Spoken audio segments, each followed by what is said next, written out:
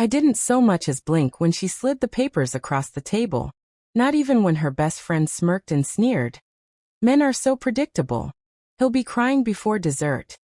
I picked up the pen, signed my name with a steady hand, and carefully set it back in the folder before handing it across. Their grins stretched wider, waiting for me to unravel. But instead of breaking, I reached under the tree, pulled out a small wrapped box, and slid it toward them. "Open it," I said, calm as stone. The room stilled. Even the twinkling Christmas lights seemed frozen in the silence.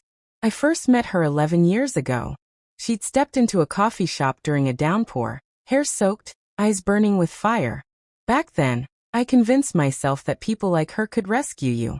She laughed at my dry humor, and I mistook that laugh for love. Her best friend was always close, louder, sharper, circling me like a vulture disguised as company. I told myself it was protection. But protection has warmth. This was something else. This was ownership. Time moved on. Love softened. Trust hardened into stone. Then one morning, I noticed the cracks. At first it was nothing. Quiet texts at night. A phone turned ever so slightly away. A perfume laced with a cologne I didn't wear. And then the truth dropped right in my lap. A careless message left open on her laptop. Her friend's name signed beneath it. "When he finally breaks, I'll owe you that dinner. He'll never see it coming." They thought they were clever. Thought betrayal was just another game. I sat staring at that screen, and I felt nothing. No rage, no begging, only silence. And in that silence, something shifted. I didn't confront her. I didn't drown myself in alcohol. I began to plan. First, the money. Quiet transfers, investments secured in my name. She believed the accounts were joint, while I pulled the marrow from the bones. Second, the house. She adored the house. Every wall, every brick. She never noticed when the deed crossed my desk, restructured in ways she could never untangle. Third, the will. Revised. Notarized. Locked tight. If she thought she'd married a fool, she forgot one thing. Fools don't build fortresses.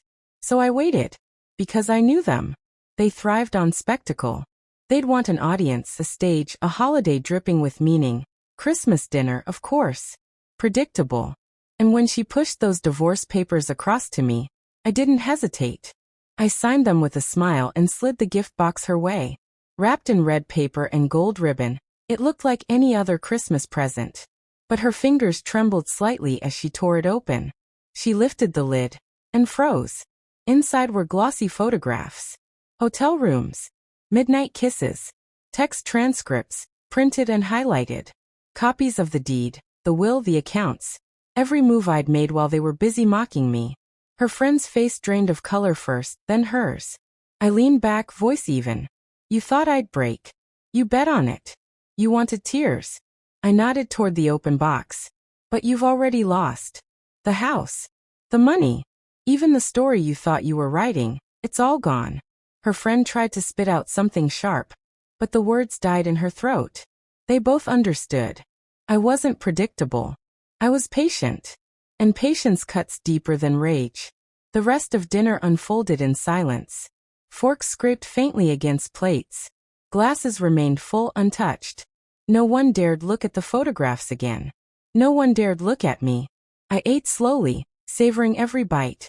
And when I was done, I pushed my chair back and tucked it in neatly, as if it were any ordinary evening. "I'll have movers here tomorrow," I said. "Enjoy what's left." Then I walked out, leaving them behind. Two women who built their amusement on betrayal, now sitting in the rubble of their own game. The night air was sharp in my lungs as I stepped outside. No tears. No heartbreak. Just the clean, final silence of justice. That Christmas won't be remembered as the one where they humiliated me.